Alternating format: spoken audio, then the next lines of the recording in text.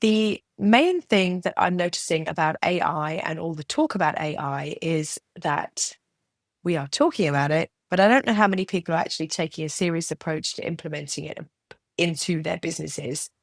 And the reason I say that is I just presented at, not last week, the week before, at the Carolina, Virginia Business Brokers Association.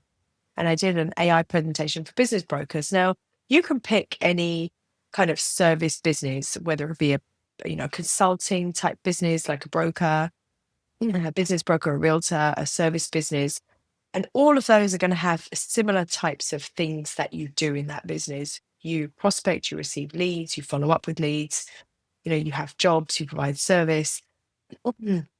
Excuse me, you track man hours, you do, or hours in general, you do marketing, you track expenses, you bill for expenses, and ultimately you bill the client, and then you get referrals, hopefully, and good Google reviews and on and things like that. I have a really bad cold. I'm so sorry. And one of the things I'm noticing is that when we did the presentation together, myself and my co-presenter, he owns a SaaS company, right? And I feel very literate in AI tools for small businesses because I've used them in my own business previously. Long story, won't bore you with that. And during the presentation, people were really trying to catch, like, if we said, I mentioned, I'm using an AI agent, I use Manus, and people would be like, well, what was that? What was the name? And they would want to write it down. And we talked after the presentation, and it does seem that instead of taking a wide angle lens and looking at processes and procedures, people are really just looking for tools, looking for like quick fixes. Like, what was that? What did you use? They want to tinker, but they're not actually sitting down and mapping out what they need to do from a systems perspective. So these tools are not, in my opinion, these tools are not going to work if you just want to slap a little bit on. It's kind of like, back in the day, I owned an engineering company, and my business partner, he won't watch this, so I'm calling him out, but he wanted us to get ISO certified.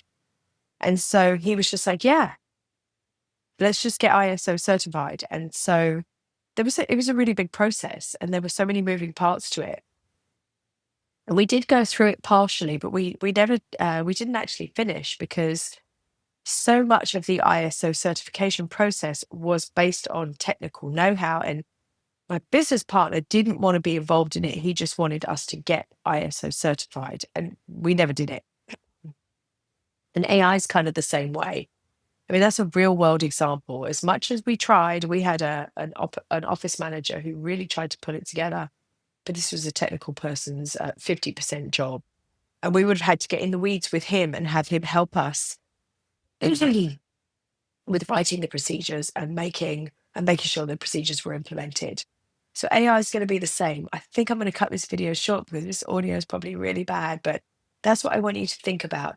If you just slap an AI tool in place, but you don't look at the whole picture and connect the dots and actually holistically place AI in your business so that it actually does something, you'll probably be like us with the ISO certification, and it will just slide away and you'll not actually get it done.